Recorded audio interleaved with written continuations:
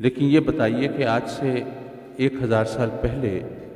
جو سنی تھے، کیا وہ آج کے سنیوں سے کیا بہتر سنی نہیں تھے؟ اور آج سے 1000 سال پہلے جو شیعہ تھے، کیا وہ آج کے شیعہ حضرات سے بہتر شیعہ نہیں تھے؟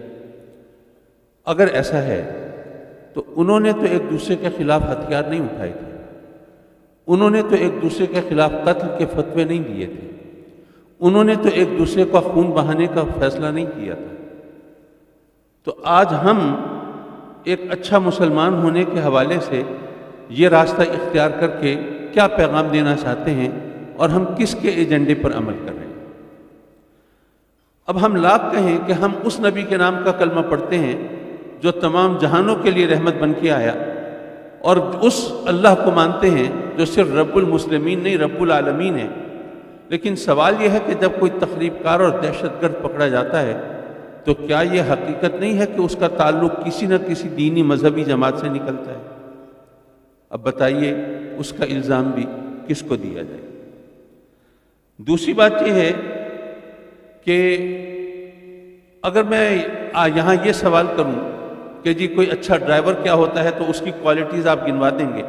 اچھا امام مسجد کیسا ہوتا ہے اس کی کوالٹیز بھی آپ گنوا دیں گے، اسی طرح مختلف واکس آف لائف کے لوگوں کے بارے میں اگر میں آپ سے پوچھوں کہ ایک اچھا مسلمان کیسا ہوتا ہے تو آپ وہ بھی بتا دیں کہ جی نماز پڑھتا ہو، حلال حرام کا خیال کرتا ہو، شریعت کا پابند ہو، بابوجو رہتا ہو، درود و سلام پڑھتا ہو، فلاں و فلاں ہو۔ اور اگر میں آپ سے سوال کروں کہ ذرا یہ بتائیے ایک اچھا انسان کی کوالٹیز بتائیے، تو کیا جتنی کوالٹیز آپ بتائیں ڈھونڈ کے، کیا وہ وہی نہیں ہے جو میرے آقا کریم صلی اللہ علیہ وسلم نے ایک مسلمان کے لیے لازمی قرار دی ہے؟ کیا اس کا سیدھا سادہ مطلب یہ نہیں ہے کہ ایک اچھا مسلمان ہو ہی نہیں سکتا جب تک کہ وہ ایک اچھا انسان نہ ہو؟ آخر ہم یہ پیغام دنیا کو کیوں نہیں دیتے جو کہ بالکل واضح ہے، جو بالکل روشن ہے، ہمارے سامنے ہے؟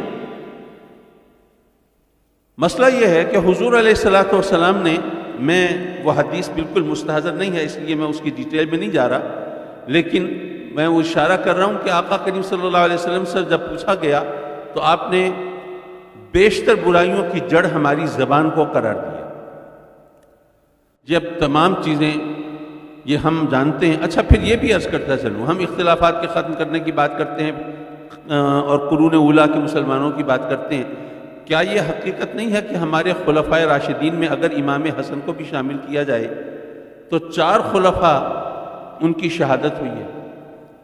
طبعی طور پر تو ایک امام حضرت ابو بکر صدیق ہی دنیا سے پردہ فرمایا انہوں نے، باقی سب کی اس طرح شہادت ہوئی۔ اس کا مطلب یہ ہوا کہ یہ خوریزی، یہ شہادت، یہ فساد، یہ اختلاف، یہ اسلام کے خلاف سازشیں، یہ اس دور سے شروع ہیں۔ اور ہم آج اگر یہ چاہیں کہ نہیں جی ہم بس مل بیٹھ کے اس کو ختم کر دیں گے کہ تو یہ ممکن نہیں ہے۔ صرف ہمیں سوچنے کی بات یہ ہے کہ ہم اپنی بقا کی جنگ لڑ رہے ہیں اس وقت۔ ساری دنیا، آقا کریم حضور علیہ الصلوۃ والسلام نے اگر فرمایا تھا کہ اسلام ایک ملت واحدہ ہے اور ظاہر ہے کہ پھر کفر ایک ملت واحدہ ہے، اس وقت تو ممکن ہے کہ لوگوں نے مذاق اڑایا ہو، بظاہر اس کی تضحیق کی ہو کہ جی ایک جزیرہ نمائے عرب کے ایک چھوٹی سی ریاست مدینہ کا ایک شخص کہتا ہے کہ ساری دنیا ایک طرف اور ہم ایک طرف، یہ مسلمان ایک، مسلم ایک ملت واحدہ اور کفر ایک ملت واحدہ۔ لیکن کیا آج وہ صداقت ہمارے سامنے نہیں ہے کہ اسلام کے خلاف ساری دنیا ایک ہوئی ہوئی؟ اب وہ ہمیں مارنے کے لیے اکٹھے ہوئے ہیں، ختم کرنے کے لیے اکٹھے ہو گئے ہیں، ہم اپنے آپ کو بچانے کے لیے بھی اگر اکٹھے نہیں ہوتے تو پھر ہمارا مستقبل کیا ہو سکتا ہے؟ تو ہمیں پیغام دینے کی یہ ضرورت ہے کہ ہماری بقا جو ہے وہ اتحاد میں ہے، اس کے بغیر ہمارے لیے اب بقا کا کوئی تصور نہیں ہے۔ جس طرح چن چن کر علیحدہ کر کر کے ہمیں مارا جا رہا ہے، آپ شروع ہو جائیے جناب عراق کی بات کیجئے، آپ لیبیا کی بات کیجئے، آپ کوسوو چیچنیا کی بات کیجئے، آپ اسی طرح افغانستان کی بات کیجئے اور پھر یمن کی بات کیجئے،